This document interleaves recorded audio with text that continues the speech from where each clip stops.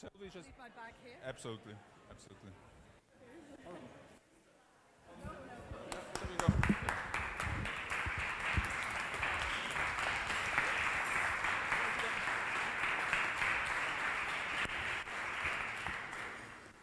We don't deserve it yet, but thank you. So, ladies and gentlemen, welcome to the ELN's most recent event at the sidelines of the Munich Security Conference. My name is Ondrejcsák. I'm the Executive Director of the ELN, and it's my utmost pleasure to welcome our guest, Baroness Ashton, Catherine Ashton, who needs no introduction, but I'll say at least a few words about her CV. She was the first High Representative of the European Union for the Security and Defense Policy. She's a member of the House of Lords and a very vocal voice in the British politics, especially in the field of foreign policy and defense. Cathy, thank you very much for accepting our invitation. I'm sorry to say, but two more guests are somewhere lost in the crowd of the Munich Security Conference. They promised that they will come, they will attend, and they will share their thoughts with us. So there is still a chance that we will have a more... here we go.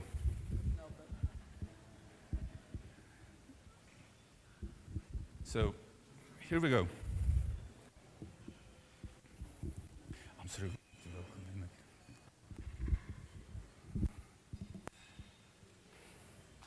Sorry for being late. Very sorry. Yeah.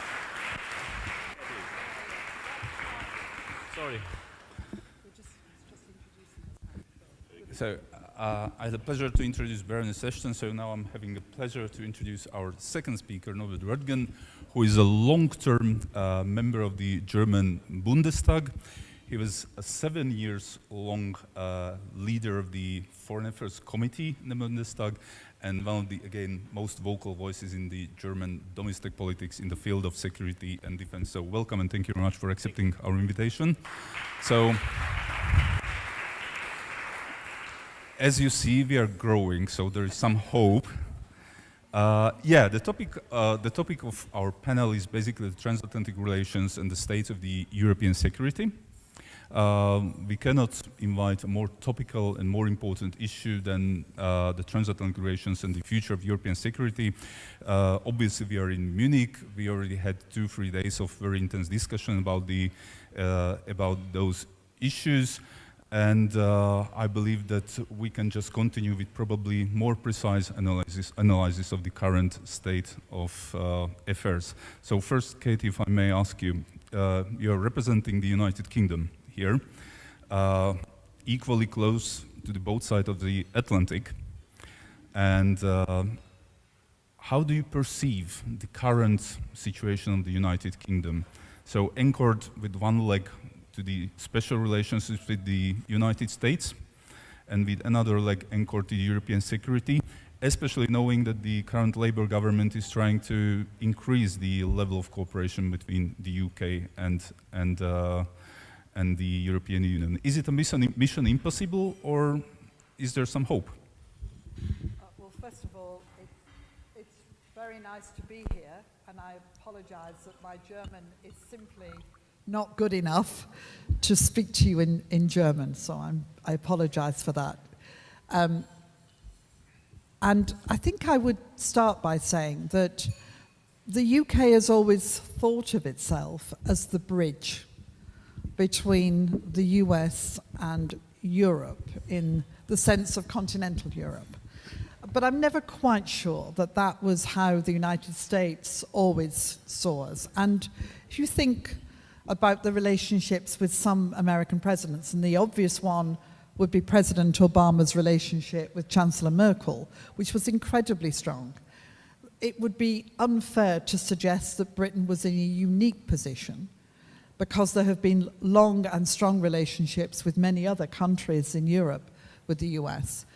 But the UK did see itself as being able to sort of represent a little the American position when it came to the European Union. When I became the first EU High Representative, it was clear to me that from a Washington perspective, the fact that I was British meant that there was an automatic ability to kind of talk to me about the issues. It was why it was so good choice. Well, I'm not sure that it was a great choice, but it was a surprising choice, certainly to me. So I think that's been a constant theme of the UK, and still is, in the sense that although President Trump has got very clear and distinct ideas on what he wants to do, nonetheless, there is still an underpinning relationship that continues on a day-to-day basis. And it's a...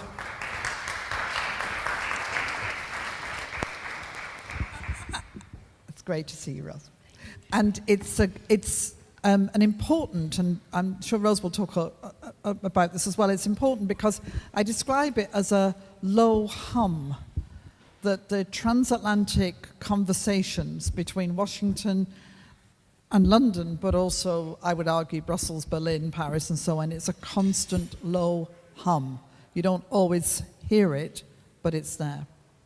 Second point is about Europe, and the Prime Minister today was very clear about wanting to recognize the need to be closer to Europe. It's something that he personally has thought for a long time, but in a Britain that was so divided by Brexit that really you saw this crack across the country between people who felt strongly that our future should lie outside Europe and those who felt equally strongly it should lie within Europe, that this was something he did not want to reopen, to make worse.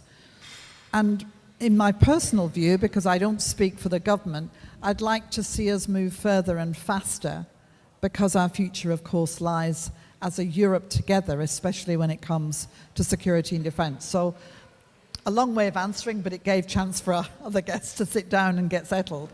I think this is going to be a really significant part of where the UK looks for the future. And nowhere is that more clear than in security and defence as we face common threats together.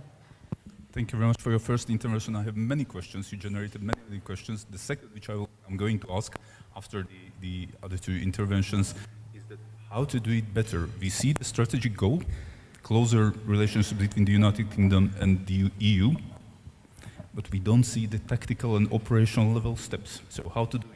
Just I give you a few minutes to think, and it's my pleasure to welcome our third speaker. And I'm very happy that she found her way through the corridors of the Munich Security Forum to join us. It's Rose Gottemoeller, who is again one of the most important voices in the American foreign policy and security policy community, a former Deputy Secretary General of NATO, and one of the chief negotiators of the New START Treaty, which is dying actually, but it doesn't mean that the arms control issues are less important. The contrary, I believe. I would love to ask a question about your perspective of the American foreign policy and security policy towards the transatlantic relations. One would say that the transatlantic relations are in permanent crisis from the very beginning, from 1949. After the establishment of NATO, but now we see that the scope and the depth is quite different. We always experience some kind of pendulum in the American foreign policy, but now it looks like that this pendulum goes to very extremes. So do you think that that we already reached the point of no return and there is no way back to the previous level of transatlantic relations, or what's your take on this? Thank you. Thank you very much. And I see some gesturing in the back of the hall. No, okay, all right, we're fine. I wanted to apologize to everyone for my tardiness. I was indeed late because my Google Maps failed me, so I was wandering in the rain for a while, but I did find my way here. Thank you very much for your patience. Let me start by just making a general statement about how I see the current situation. And I've taken heart from the European leaders that I've heard speaking over the last couple of days. And then I want to say something about extended nuclear deterrence, because I think that's on everyone's mind, and it's also apropos your question. So as I see it, Europe is now exiting an extended adolescence wherein it's as if Europe has had a father to fill up the car and always took the car keys on Friday night and left, and now Europe has not only the car keys in the car, but also has to fill up the petrol on to get around. So I don't think it's too labored an expression to say that now Europe is having to take responsibility for all aspects of its security, its conventional security. And I think that in general, that is a good thing. And I've been very heartened in recent days to hear the leaders. I heard President Macron in person last night, the German Chancellor, of course, the UK Prime Minister, everyone hitting these points about this is an opportunity for Europe to step out on the world stage and to assume a greater role befitting its economic status and befitting its representation. Well, it got a bit of a lambasting today by the US Secretary of State, but I will still say some aspects of the rules-based international order must be sacred to us all. They are enshrined in the UN Charter, after all. So let's continue to think about how we carry forward those principles. So I applaud all those who have spoken about them as worth preserving and worth developing further as we go forward, and worth propagating around the world as well. So that's the first point I'd like to make, but this notion of Europe finally leaving behind an extended adolescence, I think is worth thinking about, because when people finally in their late 20s, early 30s leave behind their adolescence, they surge into a period of great productivity often. Sometimes things go wrong, but they do reach the height of their professions, the height of their personal capacity in that period. And so I don't want to strain too much the metaphor, but I think this is an opportunity for Europe, and I think about it very much in that way. Now, let me say a word about extended nuclear deterrence, because I think here too there's an opportunity for Europe. What is extended nuclear deterrence, or any form of deterrence? It's a mind game, right? You want to convey to the possible aggressor that the risk of attack, the risk of aggression is greater than what he would accomplish by invading, by perpetrating aggression. And so anything that we can do to continue to raise doubts in the mind of Vladimir Putin, to continue to raise doubts in any country, leader, or non-state actor about the success of aggression, that is going to be very valuable. And so as I see it, it's going to be a combined system going forward. I do welcome the fact that Pete Hegseth, when he was here a year ago, said, Europe, you will now be responsible for conventional defense. We, the United States, however, will continue to be responsible for extended nuclear deterrence. And that is the kind of declaratory policy we have out there for this administration. I've been urging them to speak more about it, to have the president articulate that position. Unfortunately, in the national security strategy and national defense strategy, they were pretty silent on extended nuclear deterrence. I consider that a mistake, but we have these words, and we have further the continued involvement of the United States of America in implementing the extended nuclear deterrent mission in NATO, and I think that that is extraordinarily valuable. So, an aggressor looking in from the outside, what does he see? He sees an extended nuclear deterrent that has been recently modernized with all of the infrastructure, the basing capabilities, the nuclear handling facilities and storage being upgraded in recent years at great expense.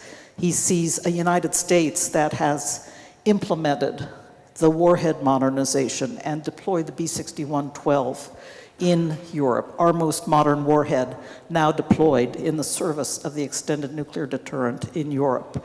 And finally, he sees basing countries who were, even when I was DSG 5-6 years ago, had not yet made up their minds about purchasing the F-35 and certifying it for dual capable missions. And now we see that each of the basing countries has made that decision.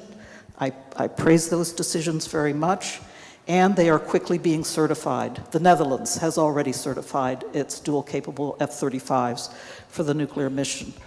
And what is the most important thing? On top of that, Europe has begun with the United States to vigorously message that deterrent. And I give full praise to those who made the decision for the nuclear exercise, a steadfast noon back in October, to fully advertise it internationally and to advertise how many allies were involved, not only the basing countries, but many, many allies providing support to the extended deterrent mission. So the message going back to Moscow is, well, the United States may not be very enthusiastic right now, but things are actually looking pretty good with regard to the extended nuclear deterrence mission. And we don't actually know what President Trump would decide. Yes, he's raised doubts, but he's very unpredictable. So raising doubts, that's what you want to do in the aggressor.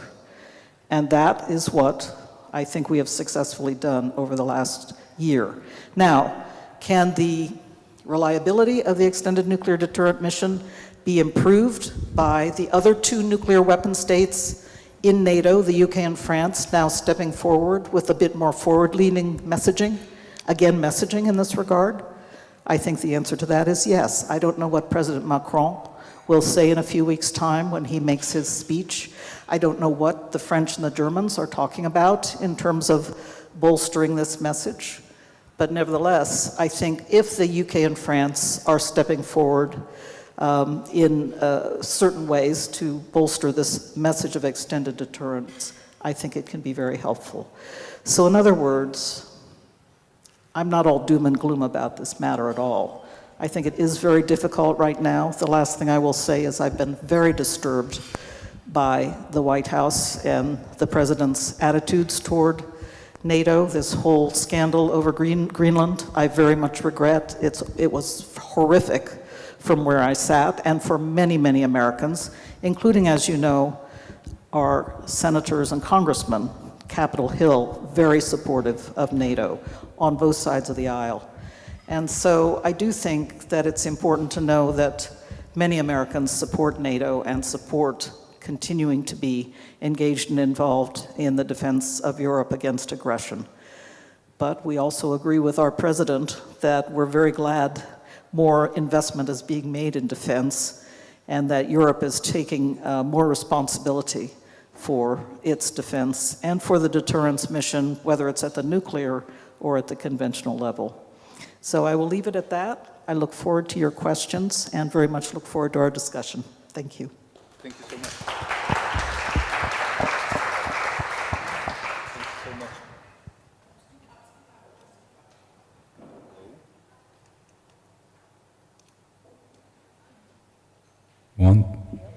Very good. It's about the distance, probably.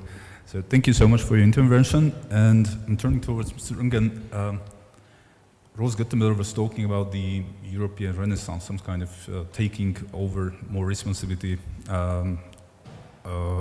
more share of the European security. We are in the best place to discuss it, probably. Germany became just recently the biggest spender in European security. Germany is sending its brigade soon to Lithuania in NATO's enhanced forward presence to the Baltics. So how do you see the prospect of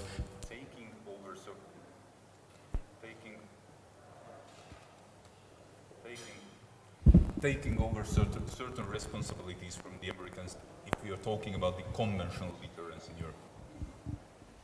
Yeah, good evening everybody, and thank you for inviting me and us and organizing this event and this talk.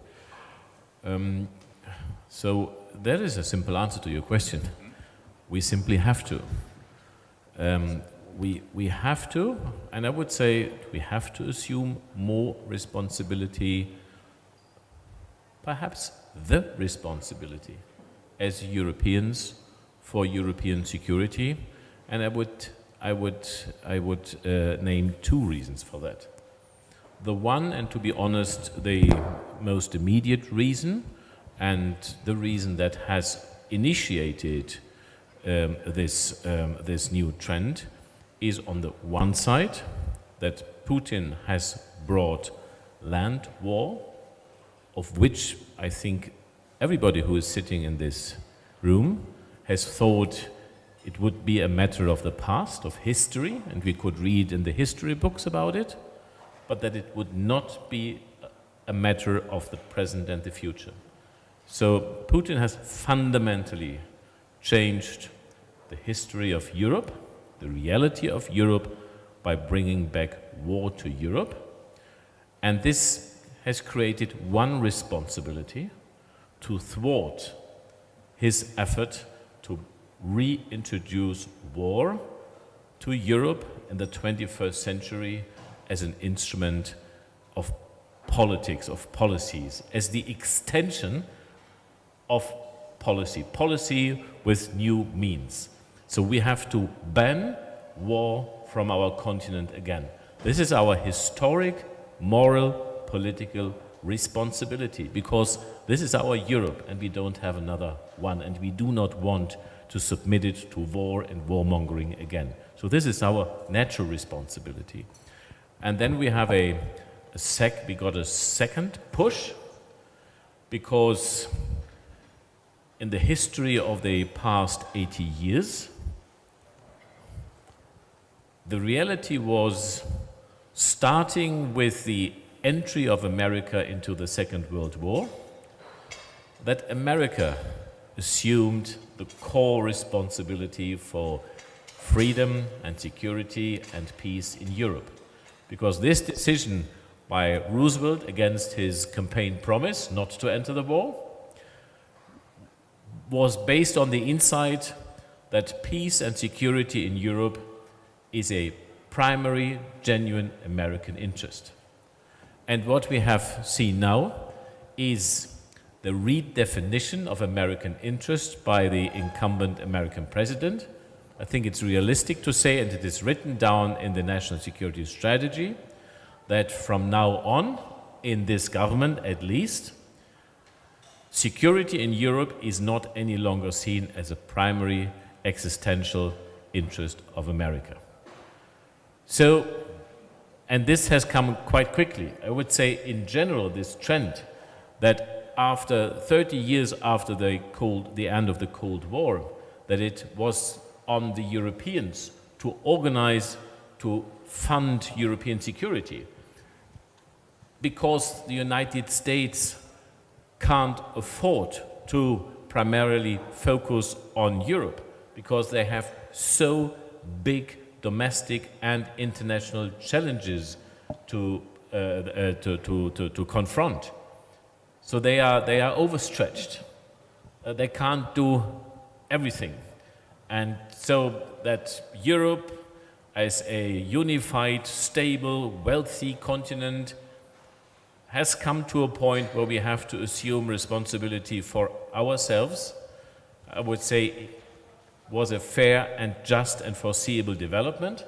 However, with Trump, it has come with with a rupture, and B, with a certain degree of hostility against the Europeans. And you could say, C, he has done it in a very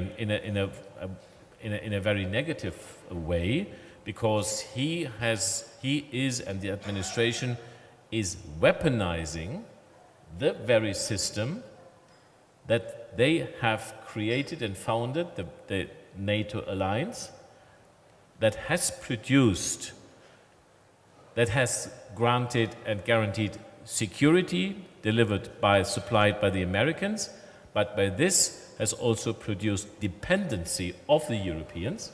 And now, out of a sudden, he's turning the common system against the Europeans. He's weaponizing the integration of the Europeans in the common security system that has been created after World War II. This is of course, it is felt and perceived by many Europeans as a betrayal. And it has put us under pressure, under time pressure, and we have to adjust in any aspect, psychologically, politically, economically, militarily, technologically, to the challenge that we now have to provide our security. And yes, for example, in Germany, it has come along, as I would say, with a paradigm shift in our societies. Before Putin started the war against Ukraine, Germany was quite a pacifist country. And the way we are talking and spending on defense today is fundamentally different. And you are right. When the war started, we had a defense budget in Germany of around about 50 billion euros. In this year, we have a defense budget of 108 billion euros. It has doubled. And in a very few years' time, it will triple to around about 150 billion euros. So there is determination. We are still too slow. We are not European enough in our efforts. We are too fragmented. So there is a lot to be done. But I would say fundamentally, our insight, as belated it came, that it's now upon us to work for our security, because there is nobody else around who is doing it. This insight, I would say, we have learned this lesson, but now we have to better even implement the lesson we have learned. Excellent, thank you so much. So somebody would say that the European defense renaissance has two godfathers, Vladimir Putin and Donald Trump, probably? I wouldn't call it a renaissance, because it is a first one. All right. So at least if you take into account the post-war period and history, some 80 years, this is a fundamental change. It's not a renaissance, but we have to do it the first time. For the first time in this post-war history, it's us that either provide for our security, or there is no fallback position of anybody who is doing that. Yes, and the first rupture, this ruption in a historic dimension was Putin and the war. Olaf Scholz, the then Chancellor, called it the Zeitenwende, a turning point in history. And my interpretation is that the decision and the policy of Donald Trump, look at the 28 points agreement between America and Russia over the heads of the Ukrainians and the Europeans at the cost of our security interests or the national security strategy, is the Zeitenwende 2, a second Zeitenwende for Europe. So we are squeezed from both sides, from an adversary and from our traditional ally and partner. And is it naive to say friend? We are still friends. Okay. All right, thank you so much. Probably I will ask you in the second round of questions about the sustainability of those efforts. But I would love to turn to you, Katie, about we were talking in at the end of the first answer of yours. What would be your recommendation for the British government, but also to the European Union? So how to operationalize the strategic decision of bringing together those two absolutely crucial entities and in the European defense, the European Union and the United Kingdom. We know where we want to go, but how? Thank you. So I always hesitate to say I could tell my government to do anything. And you're probably all in the same position in being cautious about that. But it sort of stems a little from what both my colleagues have said, which is that Europe has long known that it will have to take responsibility for its own security and defense. President Trump is by no means the first president to have talked about this. If you go back to what President Kennedy said, he was pretty strong in saying, why is it that we have to put all this effort into Europe when you guys, who are becoming richer, becoming more capable, becoming friends again, why are we looking after you? And from talking to people in the military in the US, they point out that they've been on active service for over 20 years, one way or another, between what happened in Afghanistan and Iraq and also in serving the needs of Europe. So there is a sense not just within President Trump, who puts it more bluntly, but also within, I think, a lot of what American thinking has become, that it's time that we grew up, to pick up your point about extended adolescence. And it is really crucial that we start from that premise, that it is our responsibility to take this on, and we are capable of doing it. Look at this extraordinary continent with extraordinary people who have huge levels of history and knowledge and experience and expertise. Of course we can do it. The question, as you've rightly said, is how, and especially when I look at it from across the channel, and I am a European and will always be a European, that it's really important that it is all of us together, and I include Norway in that, and I include Switzerland in that. It is about Europe coming together. So we have to start from the principle that this is something we have to do, and that we've known we have to do it for a long time. But it's because of what's happened in Ukraine and that we have war in Europe again that we absolutely need to move as quickly as we can. So it begins with, how do we make sure that the security of Europe in its broadest sense is recognized and is able to be achieved by the expenditure and by the weaponry and by the capabilities that we need? And so the number one thing I would say is for the UK to be able to, as the Prime Minister was talking about, access and support through SAFE, as it's called, but the accessibility of being able to work closely on the industrial side and on the political and military side with Europe. I think it's about a recognition that through the NATO networks that Europe needs to be talking with itself and developing the strategic capabilities to be able to do this, the military side, but also a strategy, because a lot of what is going to happen will not just be about this land warfare, which is reminiscent of wars gone by, but also about drone technology and about cyber warfare, and about goodness knows what else. We had the experience in the UK of Salisbury and what can happen in other means that can be used. So it's very, very important that we look at it across the whole spectrum. And that the UK and Europe join up. This is about putting aside, in a sense, our recent histories and actually saying we have to be as one and getting as close as we possibly can to be able to do that. Now, the way that the EU works, and I was in Brussels for 6 years, by definition, if you're working with groups of countries, it has a level of bureaucracy to it. You have to have signed agreements. You have to know where your borders are if you're going to do agreements with other countries, what we call third countries. You have to know that you're signed up to the same ways of working, whether it's in trade, whether it's in the political framework, whatever it is. If you have a European Parliament, you have to know how it's elected, how it's going to work. All of that is a critical part of bringing the cultures, languages, and ideals of 27 nations together, working in 23 languages.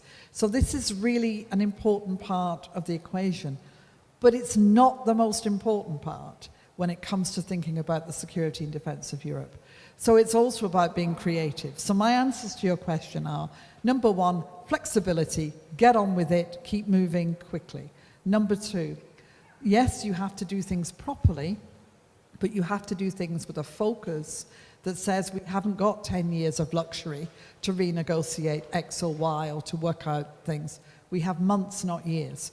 We have to get to the point of being able to collaborate efficiently and effectively as soon as we possibly can. And I think that is beginning to happen. I see that in the conversations that my Prime Minister is having with Chancellor Merz or with President Macron or with Ursula von der Leyen in Brussels or with many, many others, as well as, of course, the constant hum of traffic that goes to Washington.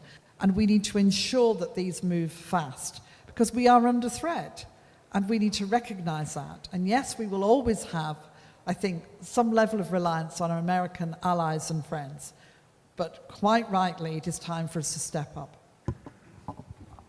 Excellent. Thank you so much.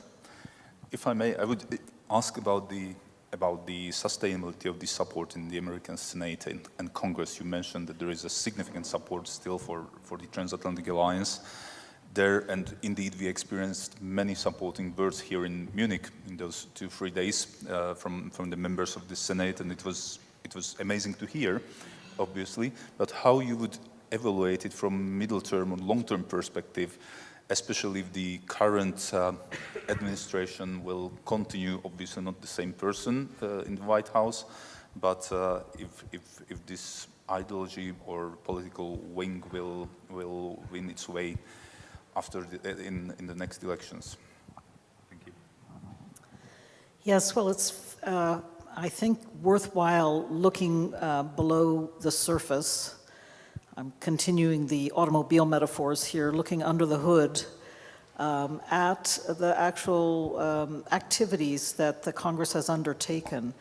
And they did begin even during the election campaign, the second election campaign of Donald Trump, where there were many, many suggestions and rhetorical flourishes flying around about withdrawing from NATO, etc. U.S. just full stop withdrawing from NATO.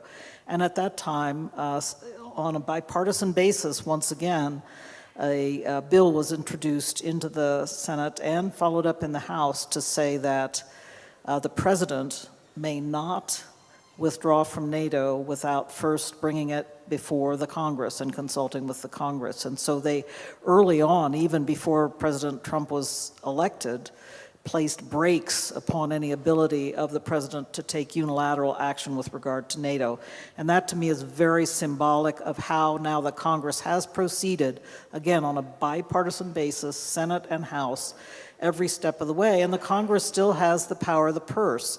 So if you examine our National Defense Authorization Act for this past year, but also previous years, you will see continuing very strong support for NATO, for the NATO alliance, and strong, again, constraints placed on the president in terms of just how many troops he can move around, how much he can withdraw from Europe, for example. So I do think that is, to my mind, that's clear evidence that the senators, the congressmen are, as we say in American English, putting their money where their mouth is.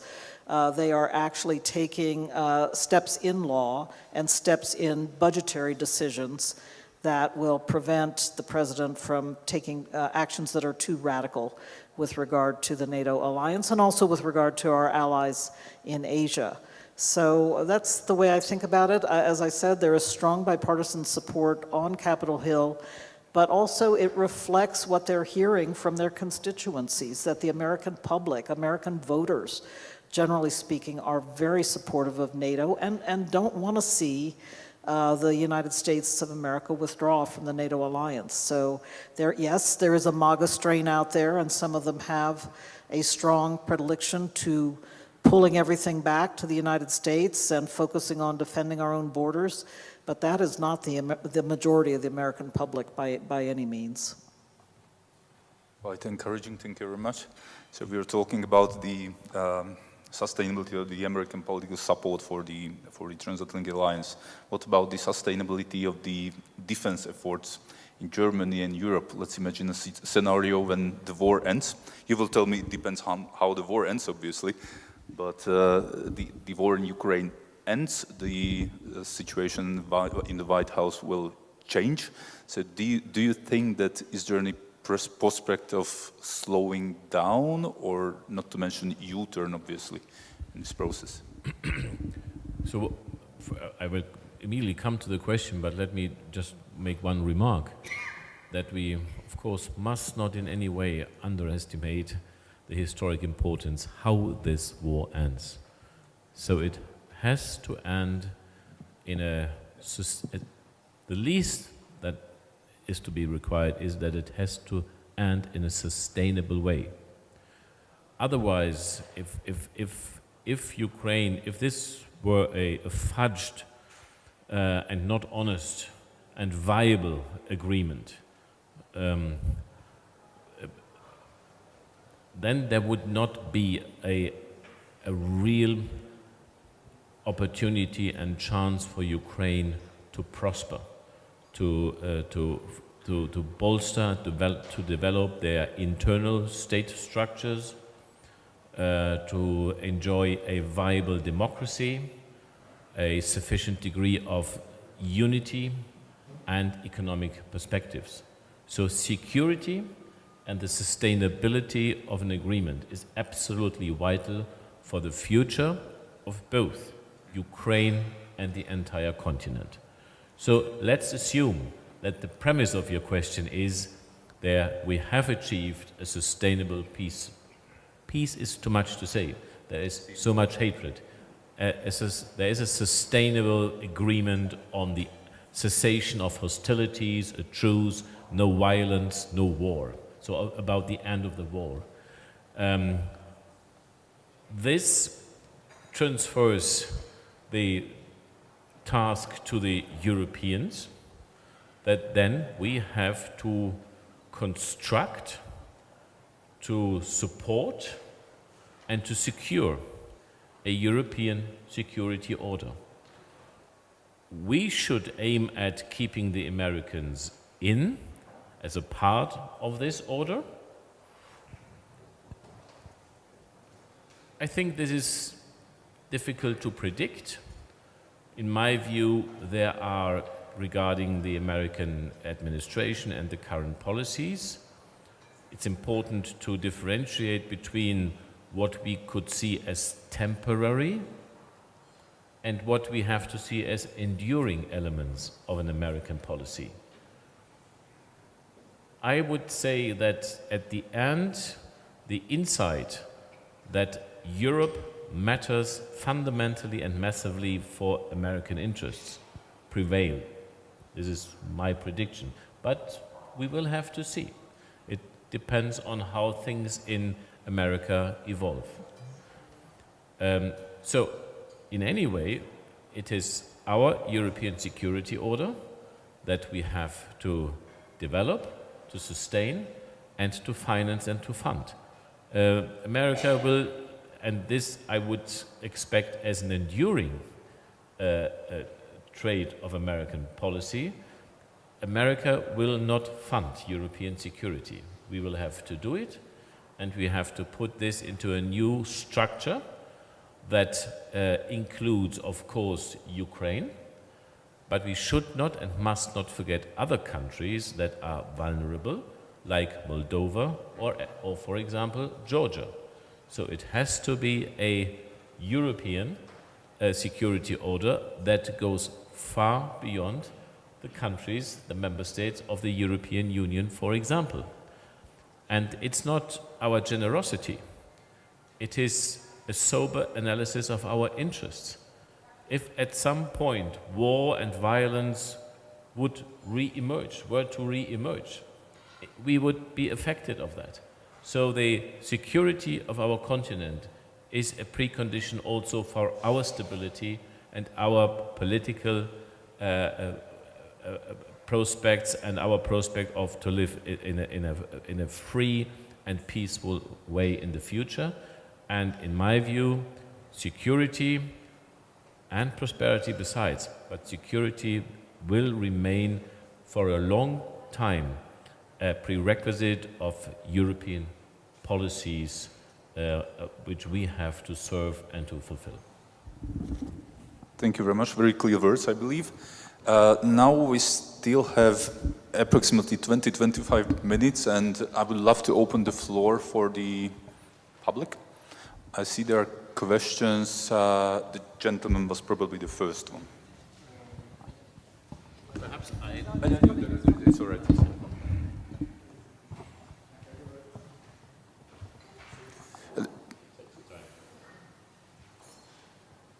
It's not the microphone's night. Sorry for that.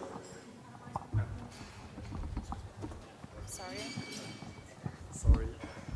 Thank you very much for your remarks. François Diaz-Morin from the Bulletin of the Atomic Scientists. Maybe a question to Rose Gottemoeller or anyone else about the future of arms control now that we are in a post-New START world and a multipolar world too. President Macron said last night that he doesn't want Europe to be out of the negotiations with Russia. So my question is, should and can Europe actually be the lead negotiator, probably on long-range missiles, for instance, with Russia, while the US could focus its attention on China? Thank you. That's a very interesting way of thinking about it, Francois. I don't think so, but I will give it some more thought, I promise you. The way I would see the future for the engagement and involvement of the UK and France is through a mechanism that is already, to my mind, proven its worth, although it's been quite below the radar scope, and in some cases has been vilified for not being effective enough, so it is said. It's called the P5 process. I don't agree that it has deserved the criticism it has received over the, let's see, 15 plus years it's been in existence. And I think now it has the opportunity to serve a new purpose, because the United States clearly would like to engage and involve China in nuclear arms control negotiations going forward. And as soon as Donald Trump says China needs to be at the table, Vladimir Putin says London and Paris need to be at the table. So to my mind, the way to take the steam out of this issue is to provide the P5 chapeau, but raise it to a higher level and make it more effective in terms of a negotiating venue where there could be talks also on a trilateral basis, including, I'll be honest with you, I think it'd be rather clever if Beijing, London, and Paris got together and put some pressure on Moscow and Washington. Why not? I understand that seems a bit impossible at the moment, but there could be, we talk about variable geometry, Kathy knows about that quite a bit, but there could be ways to use the P5 venue in a clever way to begin to formulate some new concepts and directions for nuclear arms control going forward, because clearly we have got to find out about Chinese objectives. Where are they heading with this rapid nuclear modernization, and what do they have in mind? They keep telling us they're doing nothing but bolstering their retaliatory capability, that is, keeping their no first use policy. But when we see the rapid progress of not only their nuclear warhead accumulation, but also their triad modernization, we have to wonder, are they racing to parity with the United States? And there comes the worry about the two nuclear peer problem that you've heard about again and again from Americans recently. So I think we need to engage the Chinese effectively, and we need to think about ways also to bring the UK and France into the conversation, not to impose limits. And I know that is a huge worry, and why Moscow keeps pressing Paris and London should be at the table. It's mischief making. It's pure mischief making to say, okay, you should limit too. But that's not how I see it. I see it as an opportunity for the UK and France to help to steer the future where and when we're talking about nuclear arms control. Brilliant. Thank you so much. Thank you. My name is Ondrejcsák. I'm a journalist from Slovakia. Hello, Robo. Good to see you again. My question is basically for all of you, and maybe I would like to hear from you, Robo, even if you are the moderator. So what do you think, very easy question. What do you think about the speech of Secretary Rubio here at the Munich Security Conference? In fact, Rubio is going to visit Slovakia, my country, tomorrow, and then Hungary. So, because I hear voices like, oh, this is a huge U-turn comparing to what Vice President Vance said here at this venue. Last year, others are saying, he was maybe more diplomatic, but basically not that much different from Vance. So just give me your take. Thank you.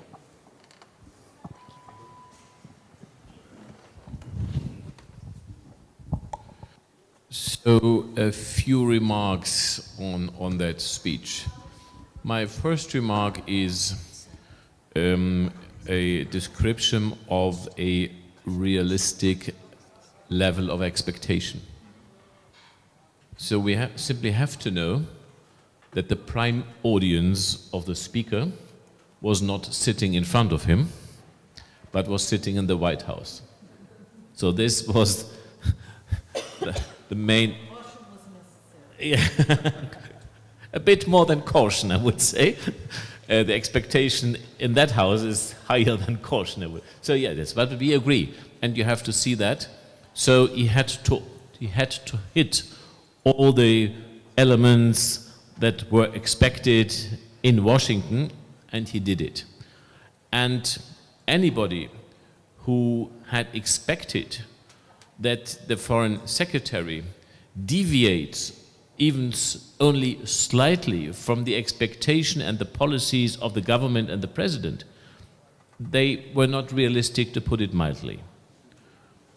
And so he did it, and this was a major part of his speech.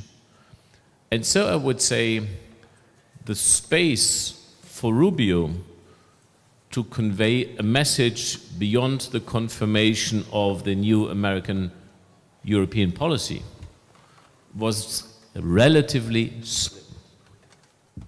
And regarding this relatively small margin to convey a message, I would not say that he used the full opportunity of what was possible in this small margin, but he used some of this. And I would only perhaps outline one element to really underline and underscore that America and Europe was, is, and will remain intertwined. That we have a common heritage, and that Americans are Europeans, the child of Europe. And the common heritage, of course, has something to do, if you want to elaborate on it, with the Enlightenment, with some values. So there is a history that has a content.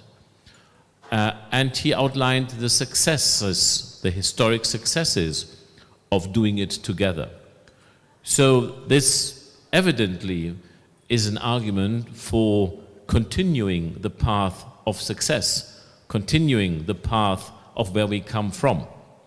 However, he said, he made some remarks that diminished this message to a certain degree.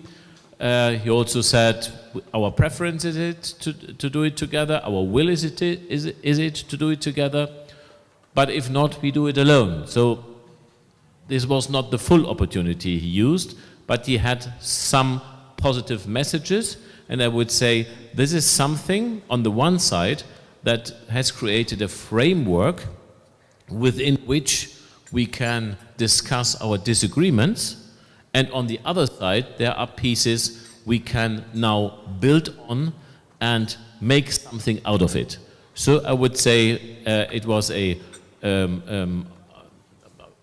I'm modestly satisfied with the speech regarding what was possible from the start of it. Thank you so much. I absolutely agree. Is there any reaction? No? Then, gentlemen, it doesn't mean that you receive the pizza, that everybody who is having a question receives a pizza, just to clarify this. But you can have your question. My name is Christian Auer. I'm just a local guy. Two questions, first for Mr. Röttgen and the second one for Madam Gottemoeller. First question, Mr. Röttgen, do you believe that Germany should be a nuclear power on its own? And if so, how long will it take us? A question to Madam Gottemoeller, and I really mean it. Is it conceivable that there will be no elections in 3 years' time in your country? Is it conceivable that there will be some emergency laws? Two very direct questions. No. Thanks. I could also say no. So we have discussed this evening again tonight what a huge task lies ahead of us to organize, to fund, to coordinate conventional European security. There's a lot to do, and we are lagging behind, and we have to invest a lot. Even if we wanted, and even if we could, to replace the strategic nuclear umbrella provided by the Americans would cost us 10 years. You know how much in euros or dollars? Billions and billions? Yeah. And of course we would create a void that would create in the first years, since when we have established such a system, a void and more insecurity. So I would say there is not a practical option to do that. And then we have certain legal constraints. There's the NPT, and for Germany particularly, we have the 2+4 reunification treaty, in which Germany has abandoned forever the control, the purchase, the acquisition of nuclear arms. So the legal framework of this political question is very clear, and the Chancellor said in his speech here in Munich that there are talks with France about nuclear questions, but that of course he and nobody in the government and in Germany questions the legal framework that exists, which in my view was a very clear answer to the question. Thank you very much. Very, very interesting comment. I didn't know about that complete legal framework, so very interesting. I just wanted to add 2 points, really, and that is I would highly urge, as these issues are being debated and discussed, to think about the opportunity costs in two senses. The first is that these nuclear weapons programs are hugely expensive, and it's not only in what we call the front end, that is the acquisition of the nuclear weapons and their marriage then to nuclear delivery systems, but also the back end, the cleanup. We are still wrestling with the massive cleanup of our original Manhattan Project in places like Hanford, Washington, where we did our plutonium production. Massive, massive environmental damage and huge waste to clean up. So the back end of this nuclear acquisition process is, I know from the administrator of NNSA in DOE, responsible for our nuclear weapons programs, they say all the time that the acquisition, the front end of the cycle, is matched by the same expense of the back end. It's as expensive to acquire nuclear weapons as it is to address the nuclear waste. Hugely expensive.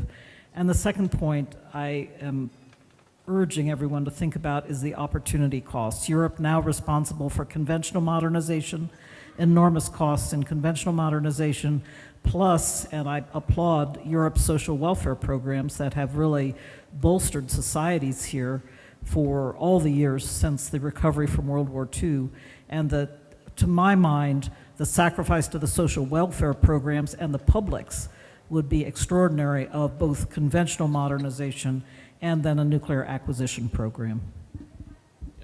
Thank you so much. We got 2 extremely qualified answers. The time is running, so I'll got 3 questions.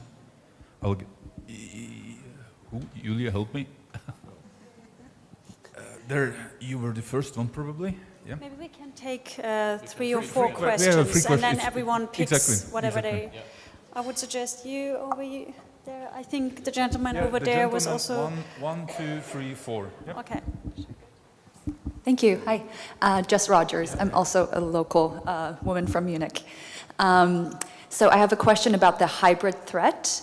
As we're increasing defense spending in Europe right now, do you think there is enough, proportionally enough attention dedicated towards the hybrid threat, especially looking at NATO? If Russia's going to attack a NATO country, they're going to do that in a way that they're going to deny it first, right? So I'm thinking, Herr Röttgen, you were responsible for reactor security. They've attacked a nuclear power plant before. I'm also thinking about potential biological attacks. They're known to maintain a bioweapons program, or just more cyber attacks enabled by AI as well. Thank you. Good evening. Thank you for a very interesting debate. My name is Tomáš Lindner. I'm a journalist from a Czech weekly paper, Respect. I have basically two interconnected questions. One is, considering that President Trump and important people in his administration are ideologically aligned with far-right movements and parties in Europe, do you expect that in the upcoming months the American administration will support these movements more, as it's actually indicated in this national strategy, security strategy from last year? And if that would happen, what would be the reasonable reaction that the Europeans should take? And the second question is, considering the rise of these populist far-right movements in Europe, how do you see actually the sustainability of everything we're talking about? Creating a common European, not only defense strategy, but also general foreign affairs strategy for the 21st century. Thank you.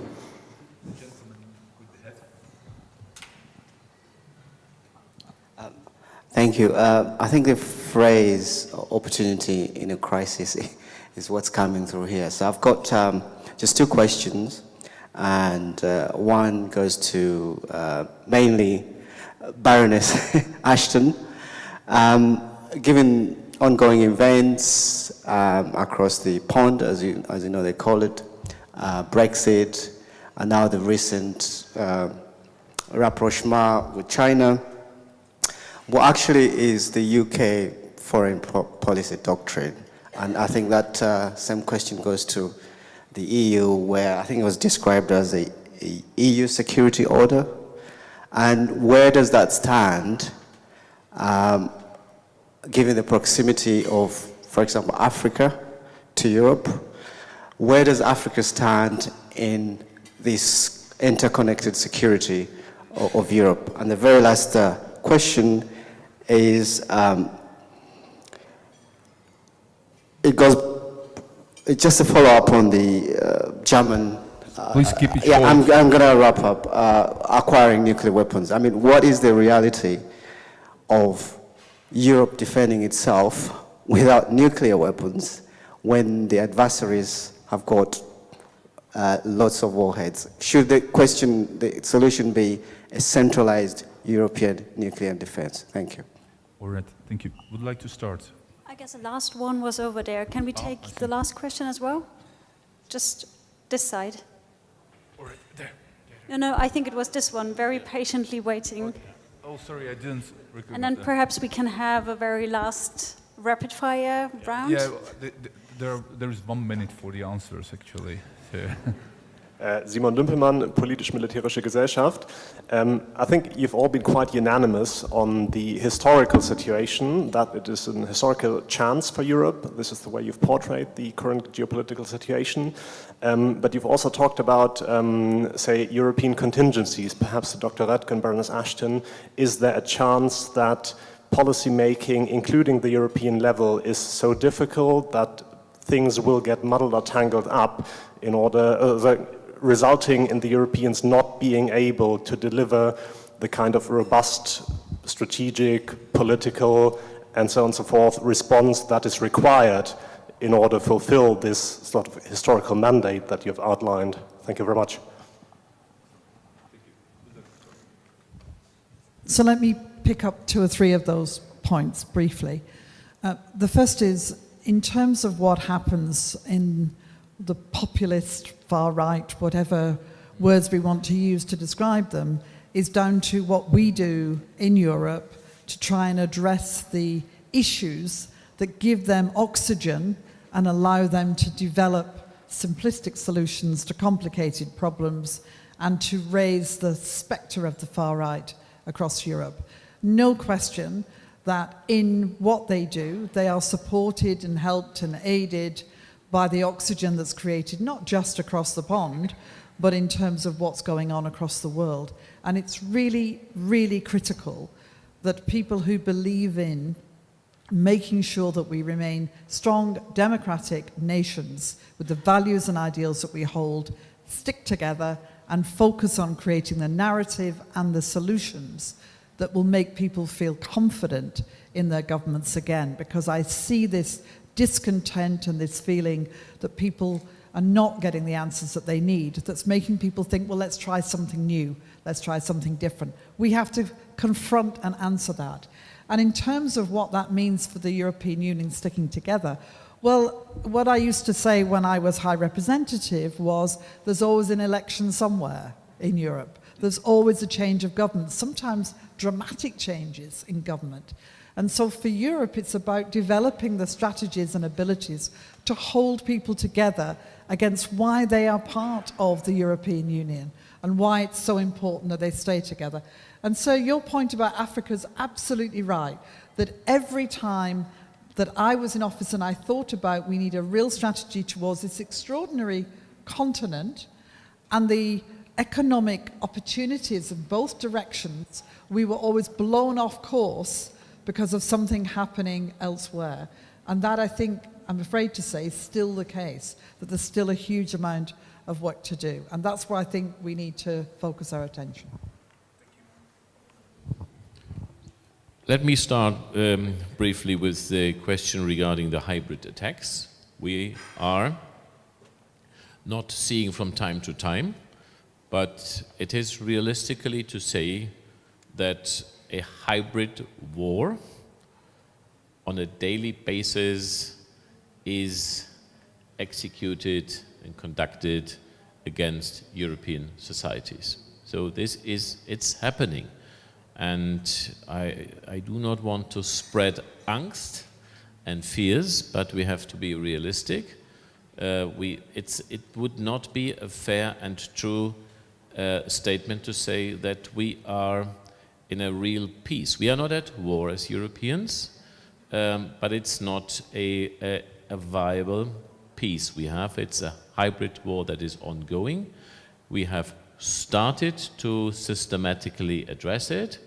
For example, we have started in our coalition the work on a new legislation to reorganize our BND, the German Foreign Intelligence Service, which has to be better equipped to respond to the attacks we are seeing and suffering on a daily basis. So we have to better address these attacks on our country and on our citizens. It has been recognized, we are catching up, but we have still to do that. The second question I take, and then I will end, the support of the United States government for parties that are the declared enemies of our liberal, rules-based democracies. This is what is in their national security strategy, and of course this is absolutely unacceptable, that there is a declaration of this strategic infringement and interference of the United States government into our internal affairs, and not only that, but by explicitly announcing we will support those who are attacking you and your liberal societies. This is totally unacceptable, and this is something that I can only describe as a hostility that is in that official document. And there is perhaps one element I want to add to that regarding the German situation. I'm quite optimistic that these unacceptable efforts will turn out to be very counterproductive. There is no sympathy in our country for parties that are gaining support from outside and from Donald Trump and his government. And this is a risky engagement for the AfD in Germany, and they have a debate within their party on that, and they are divided on that. So this is a positive fruit of the support that has been announced.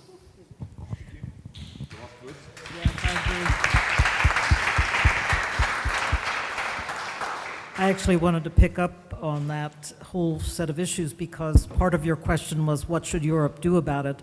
And again, I just wanted to endorse what President Macron said yesterday about taking active measures to ensure the regulatory regime is right so that social media companies cannot drive debate in only one direction. There needs to be obviously a wide-ranging debate on these matters.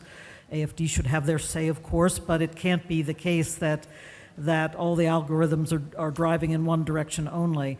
Sadly, we've seen some of that in the United States, and the notion of information integrity and election integrity has been under attack in the United States, and it's extraordinarily disturbing to me and to many other people. So I think that is one thing that can be done, is to continue this active approach to ensuring that social media and other media are serving the cause of free and fair elections. I think that's a basic point, and I applaud efforts to continue to do so, even should there be, and there will be, I think, some tough reactions from the White House, but too bad. It needs to be done. Information and election integrity are all important to our democracies. So that's the first thing I wanted to say. The other thing, sir, I just wanted to say, I beg us all not to think of this extended deterrence problem as an arithmetic problem. It isn't adding up to having an equal number of warheads to the Russians. Forget about it. Again, we will all bankrupt ourselves if we think only in terms of arithmetic problems. It goes for my country too, and this two-peer problem. As I was saying in my earlier remarks, deterrence is a mind game. Think about what it takes to ensure that Moscow never tries to dominate and pursue aggressive action against Europe with nuclear threats. And, you know, with their much smaller numbers, of course the United States and its large strategic force has been present in the equation. But for 80, well, not 80 years, but 50, 60 years, the UK and France, with their much smaller nuclear forces, have successfully deterred Moscow. And so I just urge us all to think in terms of what will shake the confidence of the aggressor when he thinks about an attack on Europe. And to my mind, a much more modest number of nuclear weapons, but adequately trained, deployed, and messaged will do the job. Thank you. Thank you so much. So we achieved the very end of our discussion today. So please join me to thank to our excellent speakers. Thank you very much.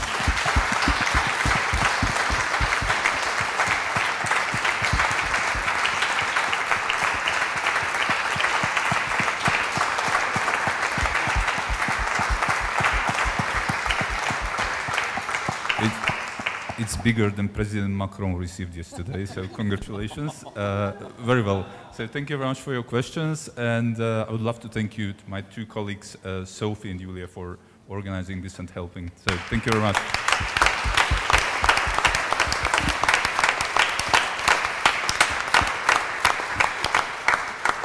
The same.